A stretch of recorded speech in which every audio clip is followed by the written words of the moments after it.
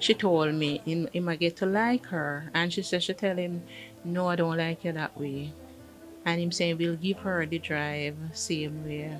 But she don't want doing anything with him because she don't like him that way. So I'm willing to still give her the drive in the morning.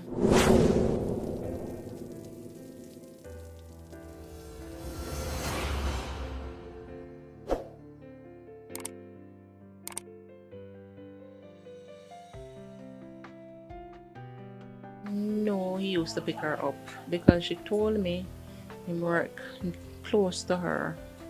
So him see her all the time and him pass her at the bus stop. So him tell her him can give her a drive in the morning. So that's why she took the drive. She told me him I get to like her. And she said she tell him, no, I don't like you that way.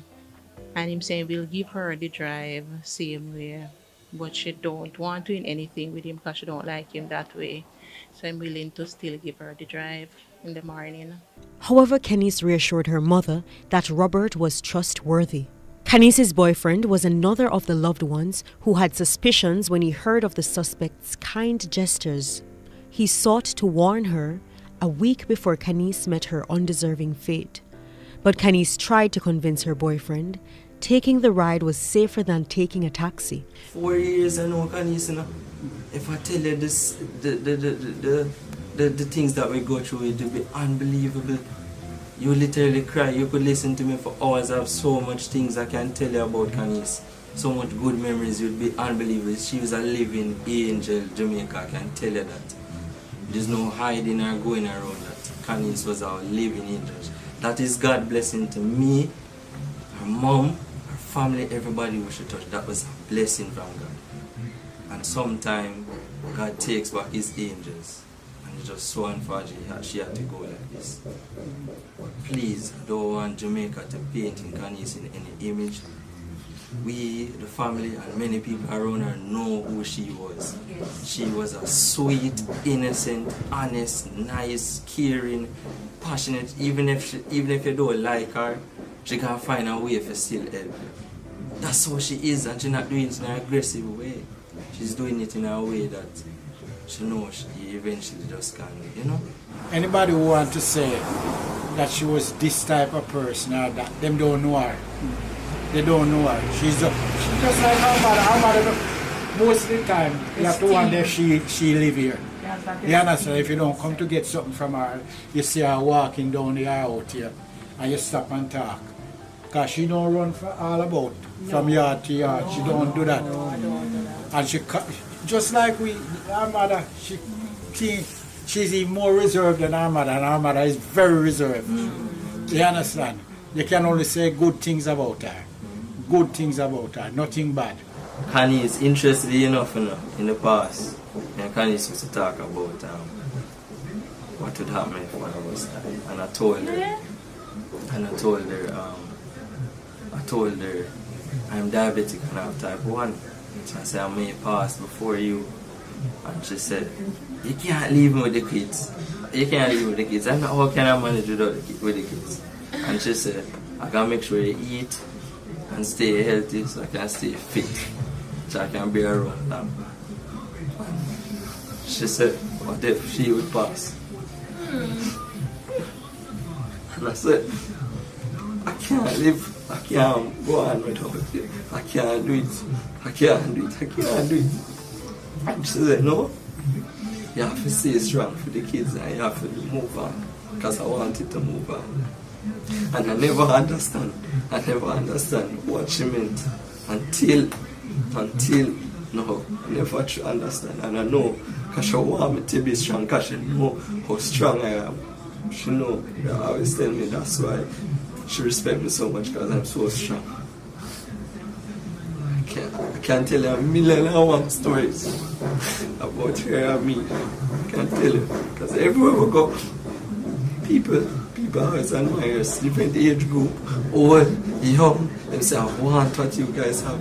Even the school we went to see the group, oh God, and the principal tell us, no, these guys. Tuesday, March 30, 2021, Mr. Robert Fowler, 50 years old, mechanic, of a Portmore address and employed to Bowler's Motoring World, was charged with the murder of Khanice Jackson, accounts clerk of a St. Catherine address and formerly employed to Polyfoods Limited located in Crossroads. The circumstances which led to the arrest and charge of Robert Fowler is that on Wednesday the 24th of March 2021, Miss Khanice Jackson, aged 20 years old, left her residence in Portmore, St. Catherine at 7 a.m. for work. She did not turn up for work, and efforts to contact her were unsuccessful. A report was made to the police, that's the Caymanas police, at 8 p.m. that same day. As a result of the report, investigation into a missing person commenced and the appropriate protocol were established.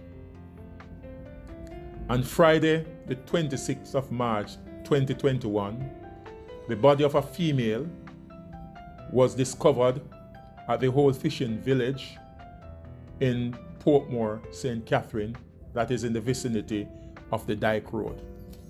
The body was later identified as Khanice Jackson, who was reported missing. Investigation led the police to Crossroads, where Mr. Fowler was taken into custody. After further investigation and interview, the police was able to recover a number of physical items, including a handbag suspected to be that of Miss Jackson, as well as a banking card and other physical evidence. The accused also gave a caution statement that was recorded in the presence of his attorney. It is to be noted that based on investigation, the victim was killed between 7 a.m. and 9 a.m. in the morning that she left for work. After the postmortem result, it will be determined if additional charges will be preferred against the accused.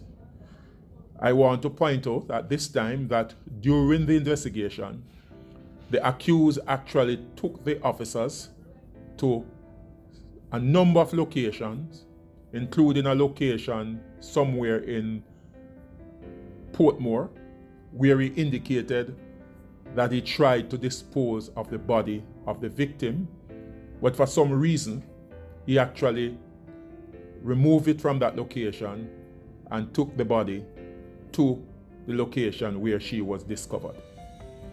He also took the police to an address in Crossroads, where he claimed that certain items of clothing were disposed of. When the police went and searched, it was not discovered, as we believe that it could have been taken by the garbage collectors. Investigation continues. I also want to point out that a piece of garment, a shamai to be specific, was also discovered, which is very critical to the investigation. He will appear before the court on the 9th of April 2021, where he will answer to the charge. DCP, can you clarify, when you visited his home, were there items that were identified there as well? Her handbag, a bank card, and other physical evidence, which I don't want to get into, were actually identified at her home. And I also want to point out that when the initial report was made, we were told that the person that she might have had contact with was Robert Fowler, who used to take her periodically to work whenever he drives a motor car. In addition, I want to clarify, based on our investigation, that there was no intimate relationship between the two parties. Our understanding that it was just a pure platonic relationship that existed. On the morning of her death, our investigation also revealed that Mr. Fowler had actually lured her to his home under the guise that he had forgotten to take a piece of equipment that was relevant to his trade as a mechanic rather. And that's how she ended up being at his home in Portmore. So in the caution statement, was there evidence of motive established? Well, based on what we were told, that there was an argument, a dispute, and he got upset and she was strangled. That's the way he actually strangled her. He used a piece of rope. And just to say that, without giving away too much, that a similar piece of rope was actually found at his house. And he admitted that, yes, the victim was strangled, albeit he may have given a different account as to where the incident happened. But we believe, based on our investigation, that it happened at his home. And the body remained there until he returned from work. He disposed of the body in a Nissan Caravan that he actually drove. In relation to the quality of the investigation and the prospect of more charges, when are we likely to hear of whether or not more charges are to come? As soon as the post-mortem result is received, that will determine, in terms of whether additional charges will be preferred. As I can say without any conclusive evidence, we suspect that she was assaulted,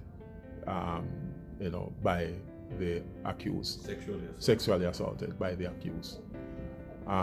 We are also looking at, the whole issue of his phone will be interrogated to see what we can get from that phone to support our investigation.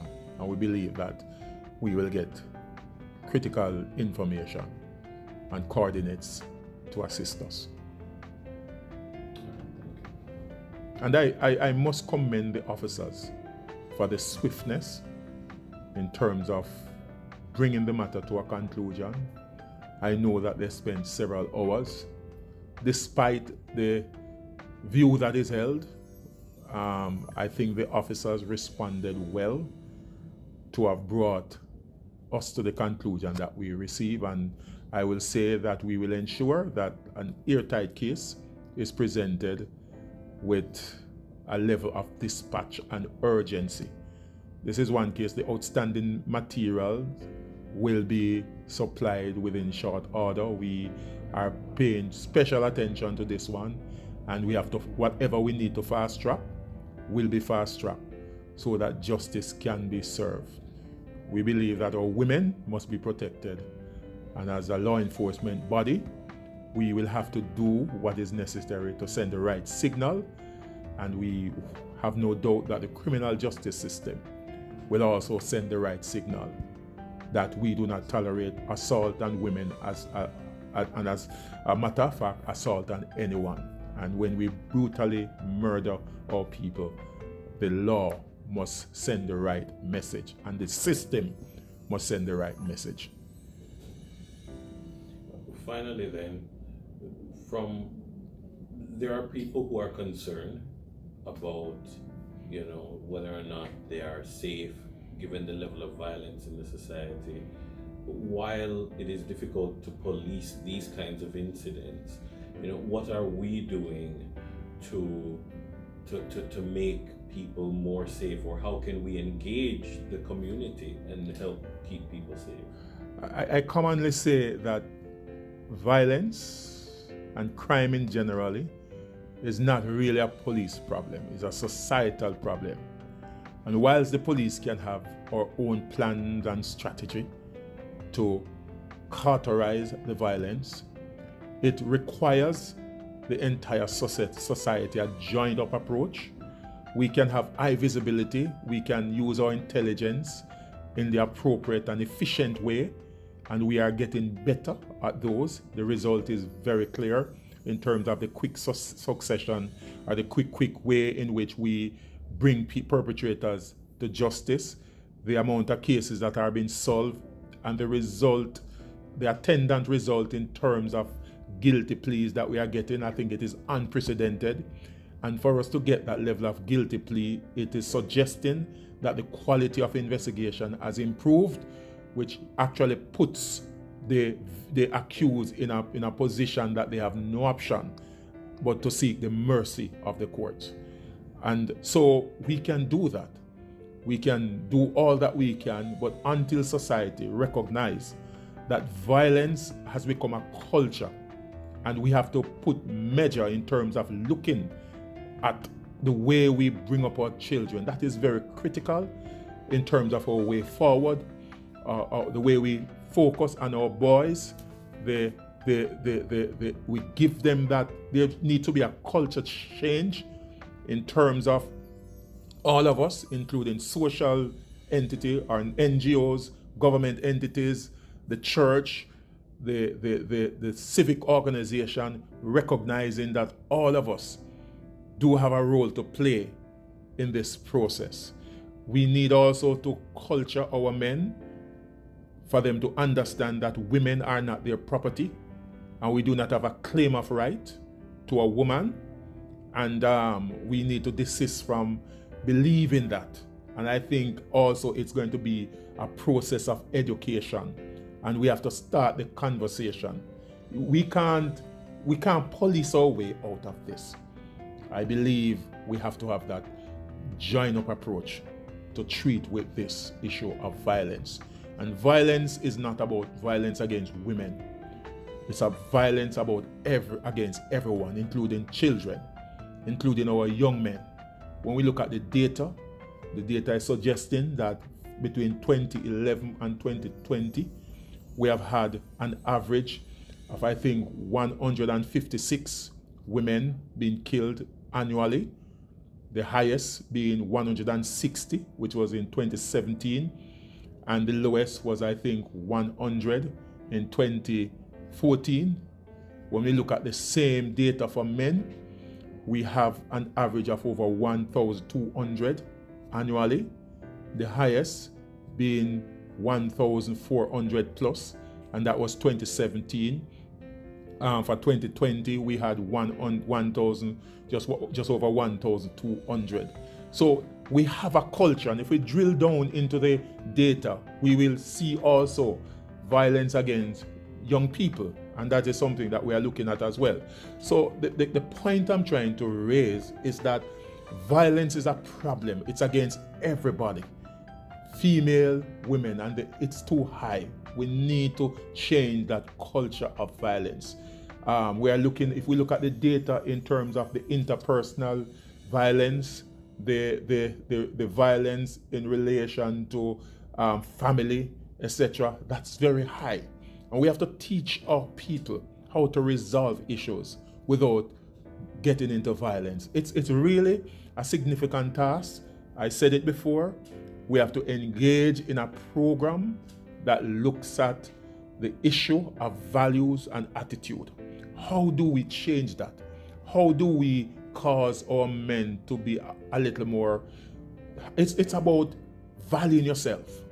I think it boils down to self-value. What value do we put on ourselves as men? Because most of the perpetrators are in fact men.